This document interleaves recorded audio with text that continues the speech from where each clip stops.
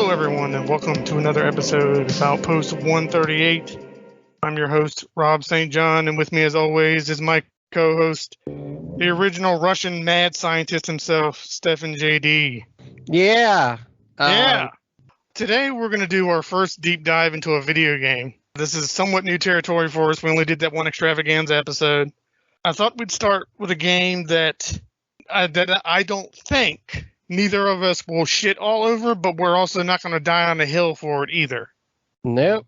I decided to go with the unknown, the terribly selling Cold Fear for the PS2.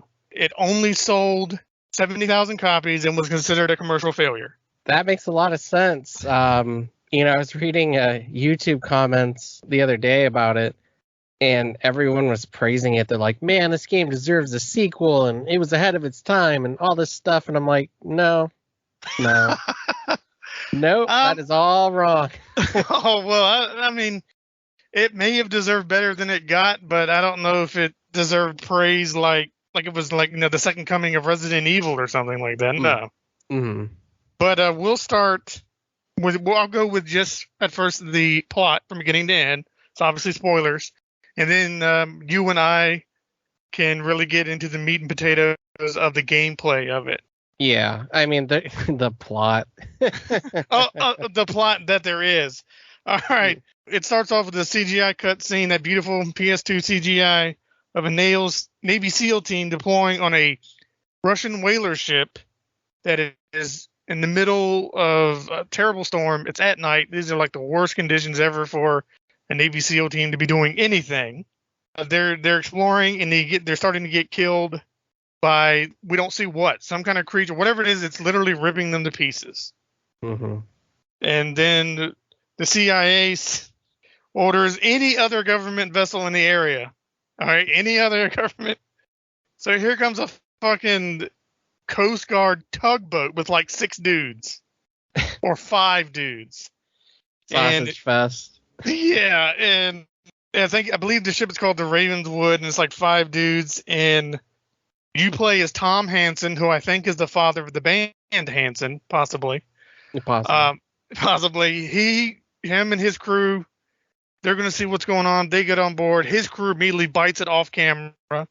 So you're alone, and you're going through, and as you are exploring and finding ammo, you eventually come across, they're not zombies. They're more like the Ganados from RE4 in that they're humans that are controlled by some kind of parasite inside them. Yeah, and that opening cutscene is very reminiscent of Aliens when they get overwhelmed, when they go down to the reactor. It kind of plays off that trope a lot, and then you're like the lone survivor. Yeah. The thing about the plot, though, is like it's really a point A to point B plot where you have to traverse the ship, but you have to go find like certain people to do certain things, and naturally all of the people are dead, like Yusuf. Yes. You have to go find Yusuf, and then you find Yusuf, and then you get 0 answers on anything going on and 0 story progression. Yeah, you do find like files. Mm-hmm. And they're usually, it's more just gives you the backstory in that this Russian whaler just goes to this, what do you call it, like an oil rig out in the ocean, and it's a very secret oil rig, and it's basically owned by the Russian mafia, is what we come to learn. And there with a scientist, what had happened was that drill, when they were drilling for oil, these parasite things came up, and they called them what? Exocells? Yeah. And what they do is they're almost like the Las Plagas in Resident Evil 4. They enter through a host's mouth and they control them. And to kill the host, you have to destroy their head. As you can expect, everything goes to shit. And as Tom is, as you said, traversing this ship and everything, and he's going to go get the captain, right? He's like, go find the captain. Okay, I'll go get. He goes to the captain. The captain's dead, obviously. And with absolutely no feeling, none whatsoever, he radios the CEI guy and goes, Captain's a corpse, Sickle. I'm like, what? Yeah, this guy. I mean, this was 100% a cash grab. Like every single time you hear a voice actor speak in this game, or just anything, like the story, like what you're doing, it's just like, wow, they knew about Resident Evil 4 and they wanted to capitalize on it. It's literally a Resident Evil 4 clone. It really, because they were in development at the same time, but RE4 had started way before this did. They just knew, like you said, hey, RE4 is coming. Let's jump on this.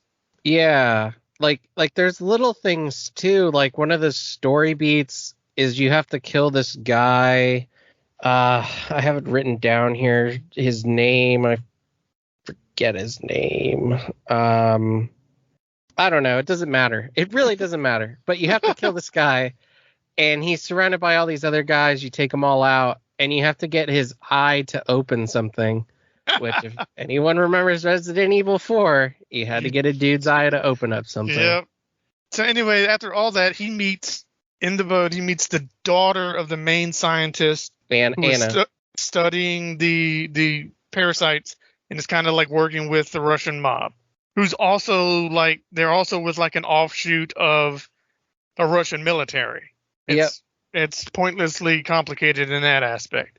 Yes. Anyways, they get to the rig and they get on, but Tom gets knocked out and he gets infected by a parasite. But he's able to fight his way to a doctor, and the doctor cures him and warns him about what's going on. Which is and the doctor looks like Brent Spiner's character in Independence Day.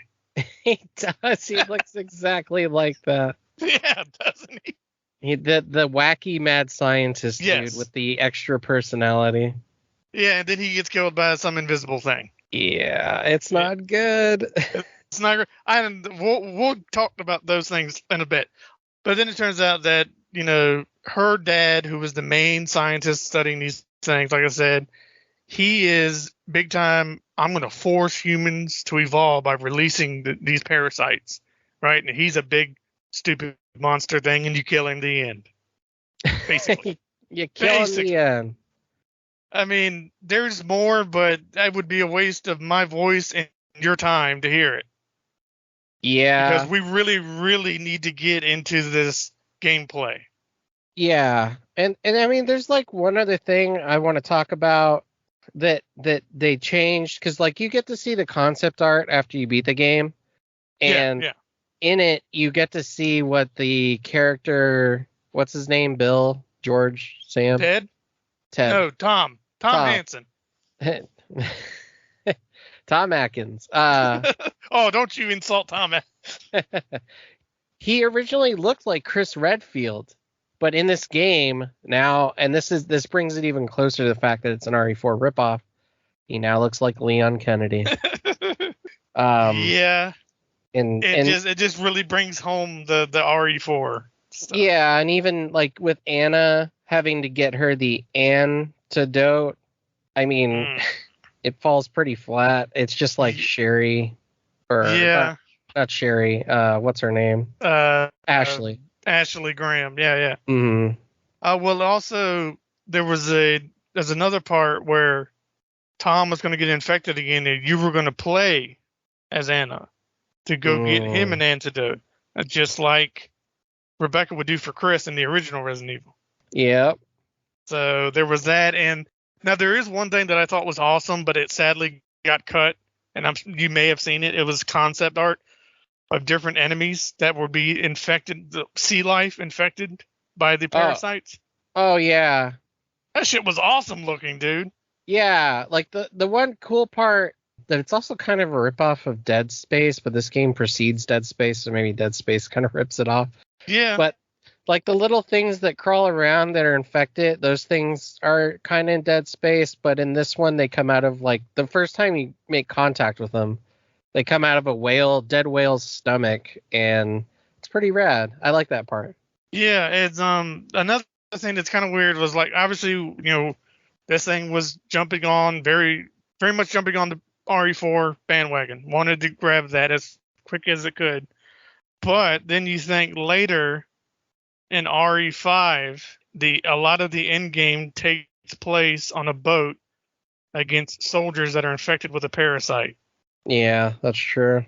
And then, of course, you have Revelations, which is almost 100% on a boat. Oh, man. Less spoken about that game, the better. Whatever. I Whatever. don't hate Revelations ain't that bad. It's not that bad, but man, is it generic. No, actually, well, I like, but I think that's something that drew me to this game, even though it didn't really deliver on it, was I like aquatic horror. I think it's because in real life, I won't get in dark water. Like, I will not get in the ocean. I will not get in a lake. I will not get in a river. None of that. I agree. So, yeah. Yeah, I think one of my first early panic attacks in video games, because I agree, anything I had to fight in water, especially if I had to deep dive and like it was this huge massive monster underneath a body of water of some sort, it would terrify me. And I remember in Shadows of the Empire, you have to fight something like that in the sewers. Yeah. And it's underwater and it's this like giant octopus thing. It's fucking terrifying, or at least it was as a kid. Yeah. Yeah, well, it probably looks like shit. When Sonic is drowning in the original Sonics and you start panicking, it's like, oh fuck. Oh yeah, with the timer going on. Yeah. Yeah. Yeah, but I mean, and of course, that's like I said, I didn't know what this game was. I just went into my local Funko Land at the time, and there it was on the shelf for like $30. I'm like, all right, whatever, because I collect horror video games anyways. And I picked it up and I played it, and I could now this is way. I played it way after the fact of RE4 releasing, and I was like, yeah, this is just an RE4 wannabe. I was like, I enjoyed this because one, aquatic horror, and two, because I got it for like $20 or $30. But if I had paid $60 for that thing, I would have been pissed. I would have been super pissed. Yeah. I mean, let's get into the game, because here's the thing, it's actually mechanically it's not that bad. It's just everything that surrounds the actual game is bad. Like, the actual game itself is slightly generic, but slightly good. Yeah. The actual gameplay works for the most part, like shooting the bad guys and crushing their heads and everything. Mm-hmm. It's just, like you said, it's just kind of generic. It's by the numbers. Yeah, because the thing is with RE4, one of the things that enhanced it and made it what it is in the timeline of video games, and it pushed video games forward in a way, is it did the over-the-shoulder camera thing when you aim your gun. And of course this game does the same thing. The only thing that it improves on, because it came after, is you can move while you're shooting, which you couldn't do in RE4. So I will give it that, although the areas that you're in while you're doing that over-the-shoulder camera aren't the best areas to have that. Like when you're in close quarters proximity fighting enemies in a ship. Yeah. It's not a good place to have that particularly. Yeah, and it can be awkward when you switch between, I guess you want to call it almost kind of fixed camera to then you pull out your gun and you're over the shoulder. It can be disorienting. Mm-hmm. And especially if you are aiming and you walk into a wall, Tom will turn around. Mm-hmm. He'll flip around, and that disoriented me every time. Same. I was like, God damn it, dude. That would actually legitimately piss me off, because I'd be trying to pop around a corner to get the guy, and I'd brush the wall, and Tom would spin. Like, you son of a bitch. Whoops-a-daisy. Something I did like was for the time, like in it being low budget and everything, they had some pretty good gore in it. I don't remember. I mean, it wasn't. I wouldn't say it was Splatterhouse or something.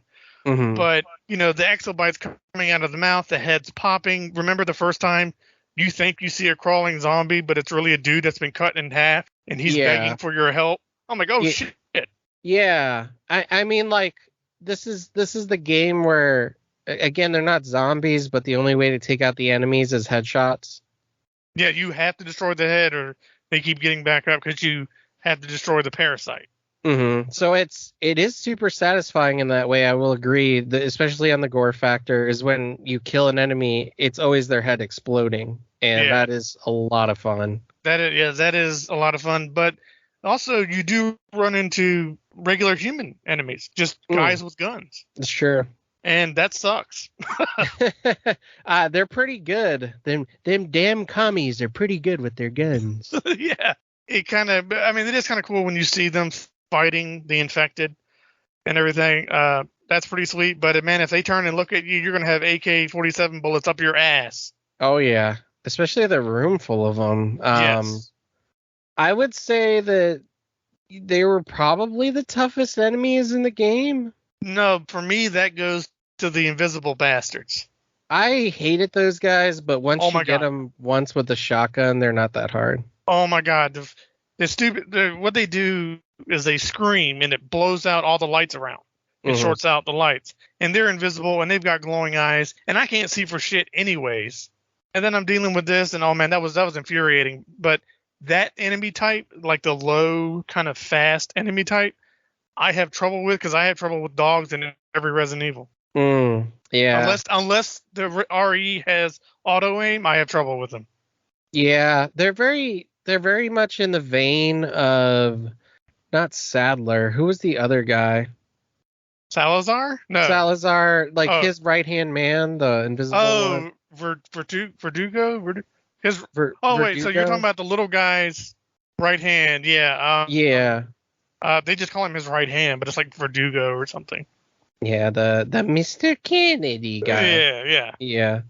They're very much in the vein of him, where they'll just be on the ceiling or the wall, and like you said, they're invisible. But once you shoot them, just like that guy, they will become visible. My tactic was always to go hug a corner of two walls and aim up, and then when I saw them crawling on the top of the ceiling, I would shoot them.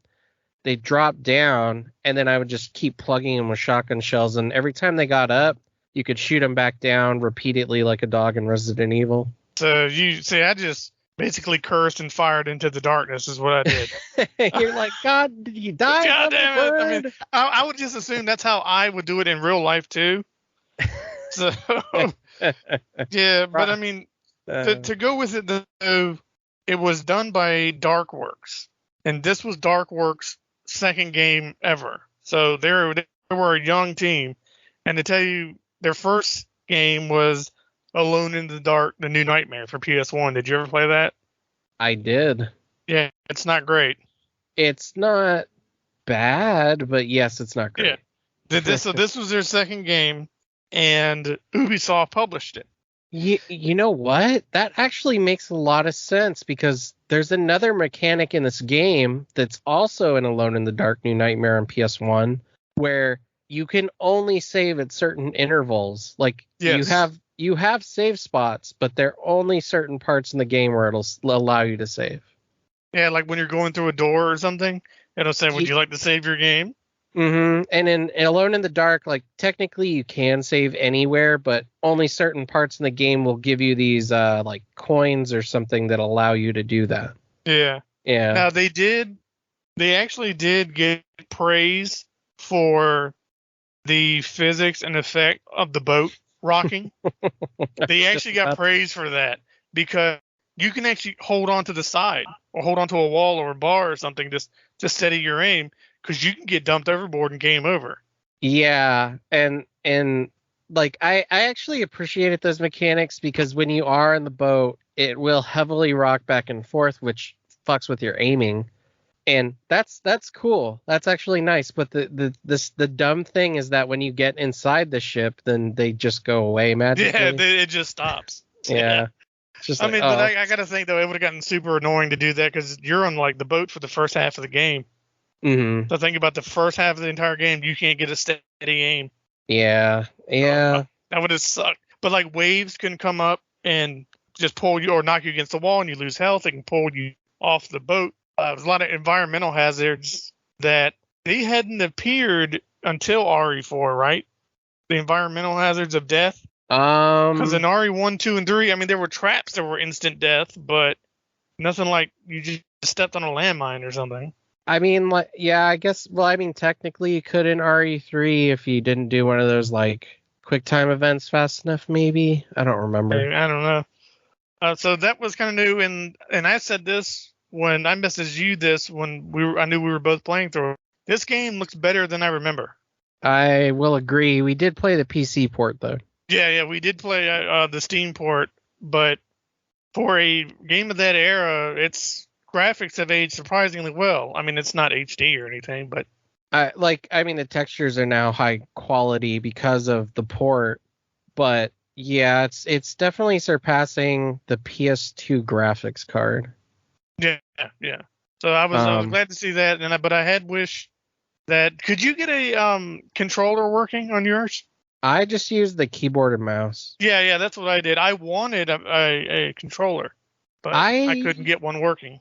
I realized about like a quarter of the way through, because I had thought about doing that too, that I could get more accurate aiming with a mouse than I probably could with a joystick. Oh, yeah, absolutely. Yeah, so it kind of made the game easier, because some of the enemies in here, all the infected, they will run at you, like dead on sprint. Yeah, and like I said, you have to go for headshots or they just get back up anyways. Mm-hmm. And it's a constant game of because the ship, there's no map in this fucking game, which is the main thing that pissed me off the most. Because you're circulating around these random ass tunnels in the decks and the bridge and everywhere else. And then it's like, okay, I found the captain because it was above deck where I knew he would be. Now you have to go back to the captain's quarters. It's like, well, where the fuck is that? Yeah, right. And then when I found it, I'm like, oh, it's this random door all the way to the left over here that I completely forgot existed because I knew it was locked earlier. So you really, if you do not have a good memory, like just sucking in the layout and remembering it, you're going to be lost very easily. Yeah. And when it comes to the music, they had Marilyn Manson contribute a song called Use Your Fist and Not Your Mouth. That's unfortunate. Yes. But the rest of the original music was done by Tom Salta, who has done a ton of video game music. A lot of it well received, like Killer Instinct Season 3, Halo 2, a bunch of Tom Clancy stuff, Prince of Persia. Oh, okay. Yeah, so I mean, at least he knew what he was doing. Yeah, and it wasn't bad. So he knew what he was doing, and the team, I think the team knew what they wanted to do, but I'm guessing, one, they went too big. They probably spent way more time on that physics engine on the ship than they probably should have. Mm-hmm. And two, I'm guessing Ubisoft was trying to push it out the door. 100%. And you can feel it because there are so many, like, man, it's hard to describe the level design, but like when you get to the lab at the end, for instance, there's so many levels to it, but there's only like 3 doors on each level. So it's like, why have 3 floors?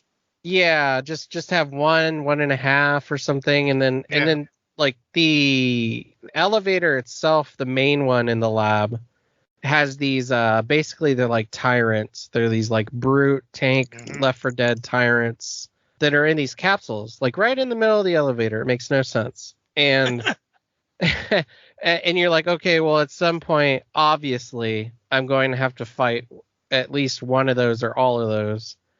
And I'm guessing they rushed it so badly that out of the 3, you fight 2, but the third one just never breaks loose. It just sits there and chills. Yep. Just like, all right. Yeah, I mean, like I said, especially when you look at all that concept art, you see the ideas that would have been sweet. Mm-hmm. And you can see that a lot of stuff was just left on the floor. Yeah.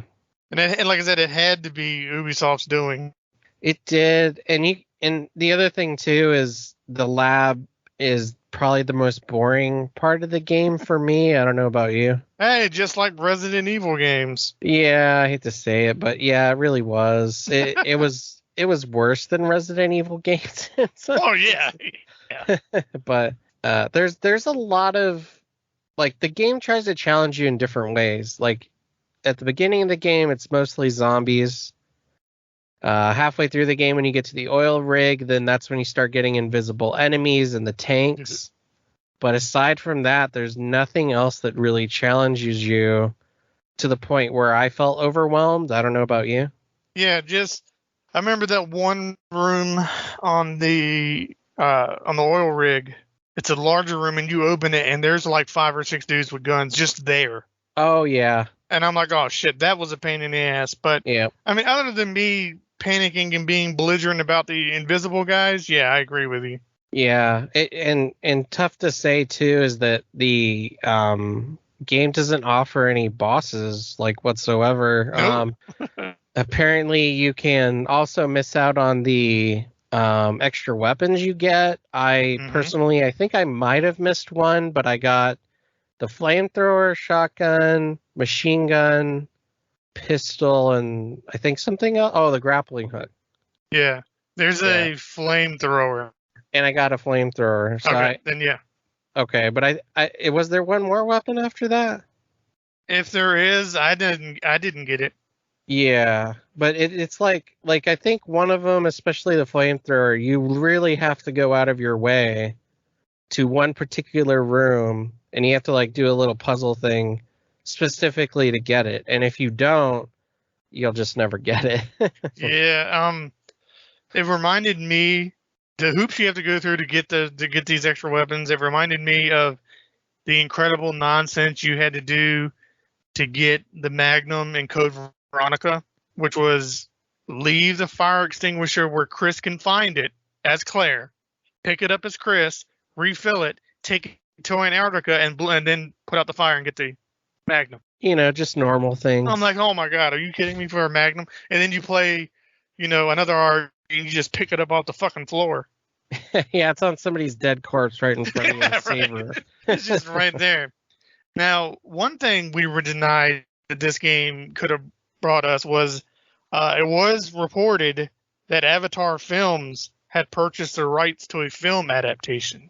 Wow. But it never came to be. And that was over 15 years ago, so I don't think it's happening. No, somebody got money for pay or play. And that was it. It was they purchased it, and that was literally the only news about it. I could see that happening. This would be easily adaptable, but I could see the budget being enormous because it is on a ship. Yeah, they'd have to make it work. They'd probably put the whole thing on the rig. Almost like a Jason Takes Manhattan, you're saying? where they shot, where they shot like 2 nights in New York, and that was it. Yeah. Yeah. Then God, I hate that movie. we're gonna get to that one day. We'll get to that and how much I hate that. Yeah. But there was one note. I think it was by the main scientist Kamsky or whatever his name was. He was just describing what these parasites are, and whatever they are, they're like nothing that we know on Earth. They have mammalian and reptilian DNA, and they can withstand enormous amounts of pressure, which is why they were underwater. Mm-hmm. They can infect just about anything, apparently, because they said that they tested it on humans and dogs and whales and dolphins. Then the scientist goes mad, and he's like, yep, I'm going to force evolution on the world because that makes sense. I feel like I've heard that before from some guy named Sadler. I don't know. I feel like I've heard it from a guy named Wesker. There you go. Eugenics, baby. Yeah, that's basically what it was. And, this at the time, and it's still a thing in games now, a smaller company, smaller team jumping on the hype of a particular game, like everybody jumped on Dark Souls, right? Mm-hmm. They wanted their own Dark Souls. It's just, they were a little rarer back then because indie games weren't really a thing. Right. Cheaper indie games now, like you can, on Steam alone, you can probably play hundreds of very crappy Resident Evil clones. Oh, yeah. Yeah. Like you couldn't, back then it was, you got Newgrounds and you had, whatever was on the store shelf. Yeah, I mean, even on my PS4, I played Daymare 1998, which was absolute rip off of Resident Evil in every single way possible. Yeah. Did you play with tank controls? I did, yeah. Yeah. Yeah, I had to. Yeah. For that, yeah. Oh, yeah. Because I think you can play over the shoulder with that. They give you a choice of that. Yeah, and we'll get to that too. It's an effectively creepy game, but this game, for all of its, quote unquote terror, and it's running at me zombies, it's almost kind of felt like The Thing at some point. You even got a flamethrower, and people are going mad and shooting at you, and some people are just laying there like that you can like kill that are infected clearly, but they like don't do anything, and it's just creepy in that way. But overall, I don't think I really got any sort of spooks out of this. Yeah, I mean, neither did I, other than, I mean, the thought of being pulled off the boat and drowning in dark water scares the hell out of me. But other than that, yeah, nothing. Yeah, just the ocean was the enemy all along. Yeah, the ocean is the most terrifying thing, just like in real life. Yes. It almost, because ammo is very plentiful in this game, as are weapons if you take the time to get them. And puzzles are almost non-existent. They're almost. It almost just feels like an over-the-shoulder action game with a horror overlay to it. Yeah, and for as much as this guy tries to be Leon Kennedy, like there's actually something he said that did remind me of Leon, oddly enough.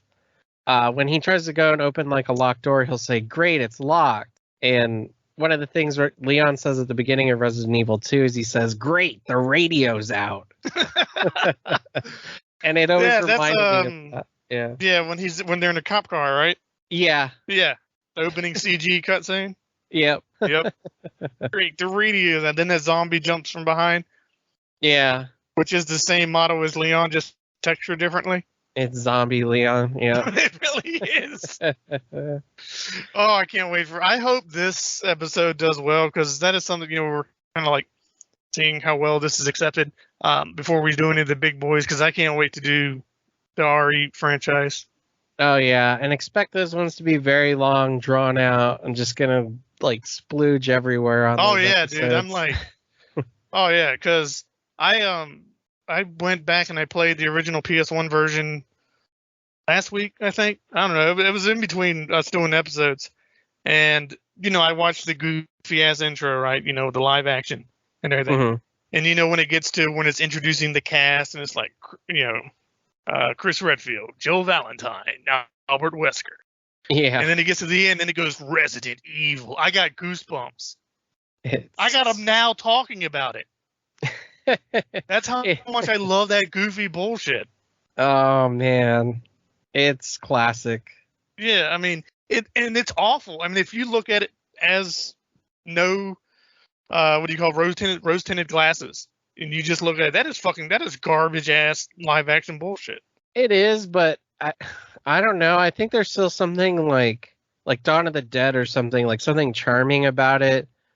Especially after you've seen it so many times, like when Jill, instead of saying Joseph, she says Joseph. Joseph. Or no, I can't believe we're talking about Resident Evil now. Yeah. but there is one like detail I really love about that live action thing is all of Stars have the Beretta pistol except for Barry. Barry has a Colt, and when they're running and firing at the dogs that are chasing them, Barry's does sound different when he fires. Oh, yeah. I'm like, all right, that's a good attention. The Foley guy was on point with that one. I still like his line from Remake where Jill's like, what are you going to use, Barry? And he's like, I've got this. Yeah, it's really powerful, especially against living things. That was the acid rounds, I believe he gives you. Yes. Yeah.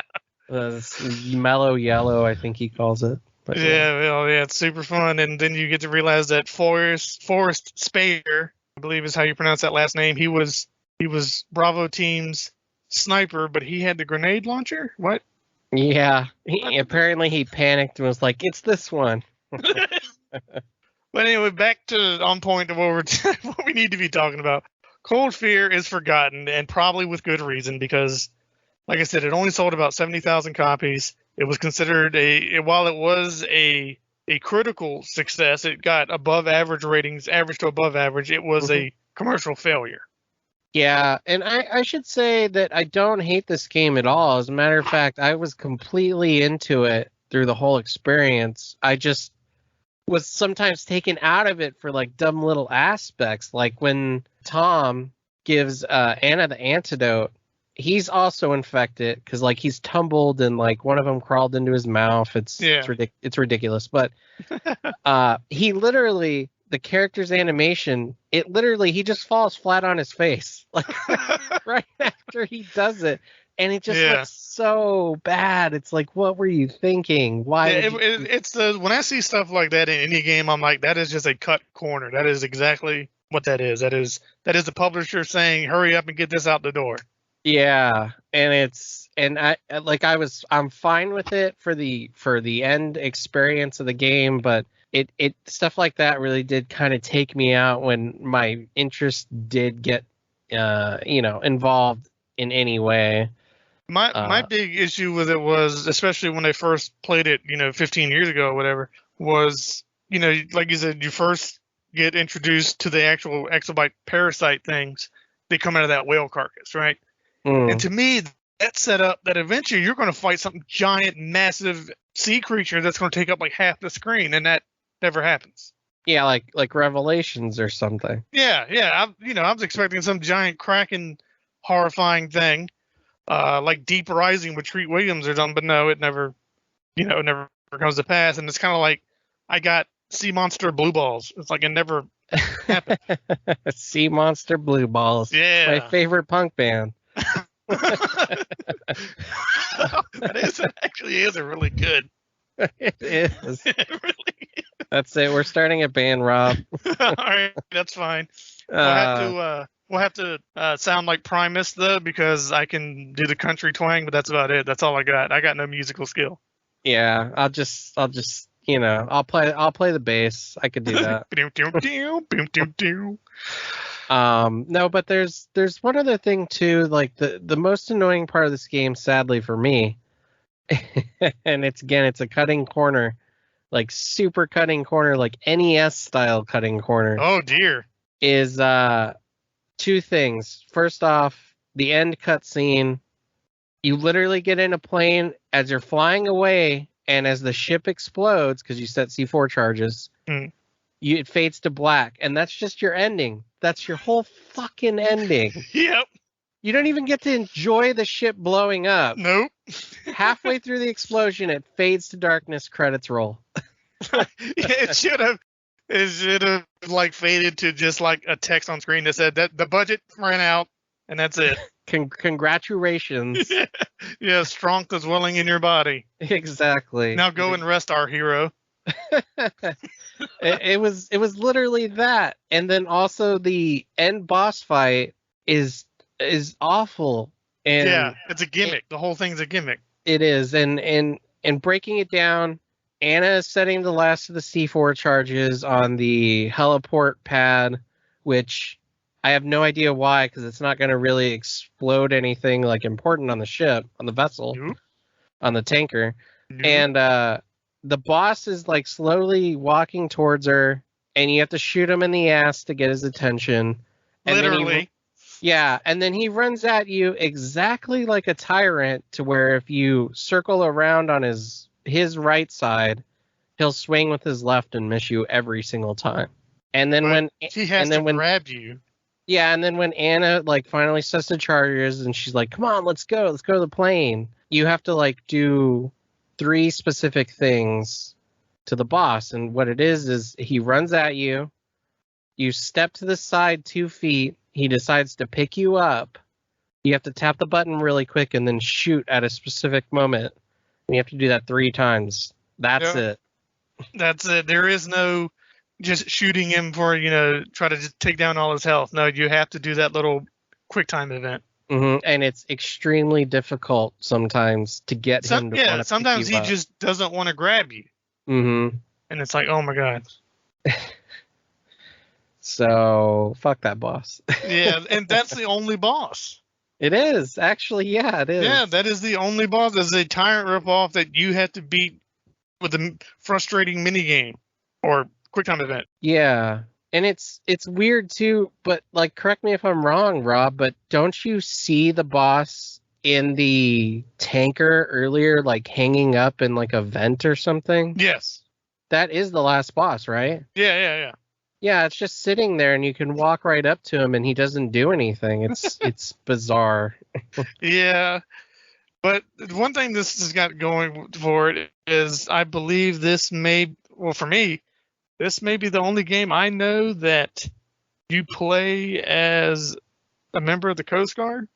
What about those like earthquake, world shattering? Oh, Day of Disaster? Yeah. Maybe. Usually they're just like survivors that are just trying to, because the poor Coast Guard never gets any respect, even though it is a branch of our military. Mm-hmm. And all I can see is Tom he's in this fucking hellhole and blood and guts and gunfire and everything's going to shit, and his character model never changes. It doesn't. He's still got that goofy ass vest on, red vest. His hair is perfect. No bumps, scratches, bruises, nothing. Yeah, at least Leon lost his jacket. Right? At least he lost his jacket. Which was kind of a weird thing for them to do, but that's fine. Yeah. So that is kind of it. That was, like I said, it was something that was just forgotten in time. But you had never played it, Stefan, until this. So, what is your final score on this? Yeah, and I didn't hate the experience. Going through this game, I was into it all the way to the end. I've certainly played worse survival horror games than this one. And a great example would be Martian Gothic. Yeah. Oh, man. That's garbage. That is bottom of the barrel. Bottom of the fucking barrel. This is to me, this is just generic ass ripoff that still has like slight charm to it. Mm-hmm. And I was okay with that. So I would say like a 7 out of 10 for this guy. Yeah, that's where I went with too. It's there, it's solid. You can get when I bought it on Steam, it was like $2. Yeah, same.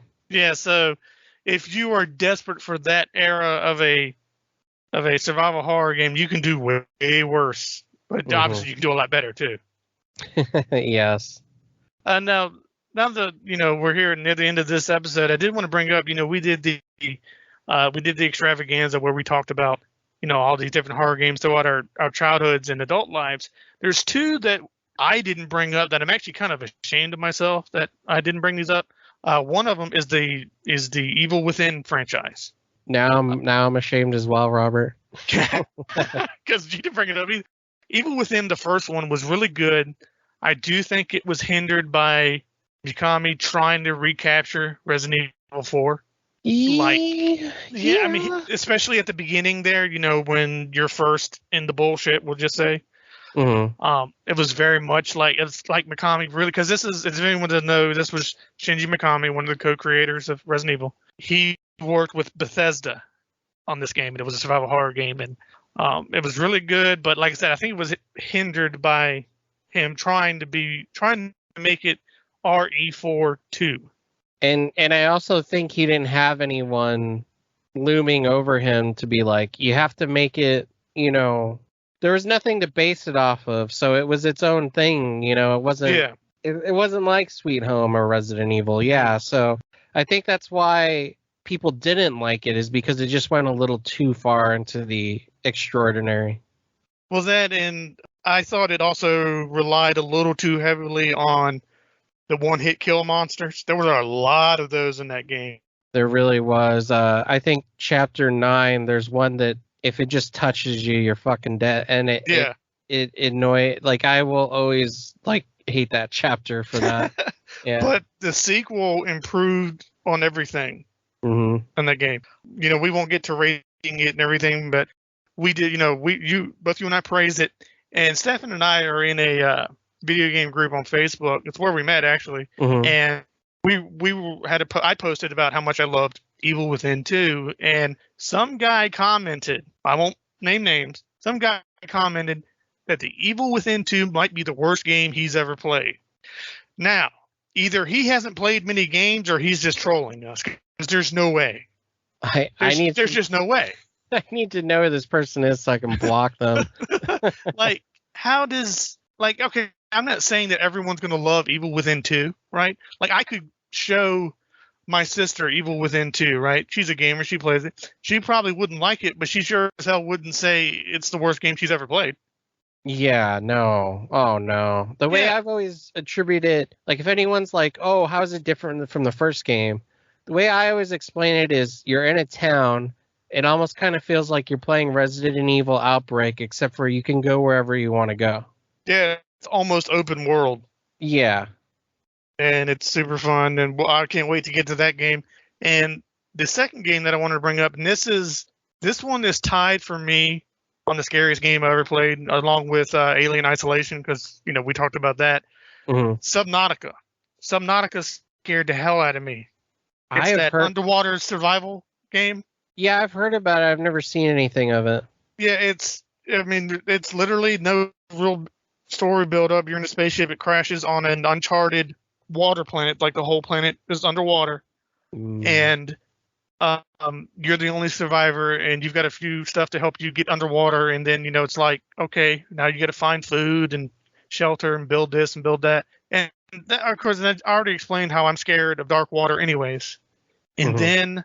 And I swear to God, Evan, there's these things in there called leviathans, and they're huge, and they can and will eat you in one bite, right? And I'm saying this, and to whoever listens to this, they can hear it, they can share it, they can whatever. I was playing, and a leviathan roared, and I panicked, and it gobbled me up, right? I mean, it just boom, just got me, and I screamed and sharded a little bit. Oh, I don't want to play that. Yeah, dude. Oh my God.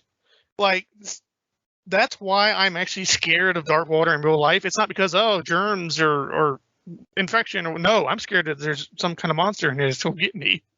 Yeah, that's very H.P. Lovecraft of them. And I think it's just inherent in our DNA that going into that dark water is bad. Don't go in there. Yeah. So those were the two games that I wanted to bring up, was the Evil Within series, which are great, and Subnautica, which actually caused me to shit myself a little bit. I'm putting it on the show next week. So. I'll just watch a playthrough or something while I'm like on the heavy sedatives, so I don't accidentally. Yeah, God. I'm just like drooling, like, it's not bad. So yeah, that'll be it. And Stefan, do you know what we're going to be having on this episode, or excuse me, for next week's episode, what we're going to be covering? Yes, we're going to be covering a movie. We're returning to form in movies, but I hope this one does good so that we just keep doing games, but you never know. We might do like Pogs and trading cards too. No, I'm just kidding. I do, dude. If you want to do like the Garbage Pail Kid horror cards, yeah, I'll do those. Mars Attacks, Attack of the Dinosaurs, or whatever it was. Yeah. That was really good. Oh man, yeah. So it's going to be a movie. Oddly enough, I found a rare copy of it last week, which is why I'm putting it on here. It is out of print, even on Blu-ray, everything.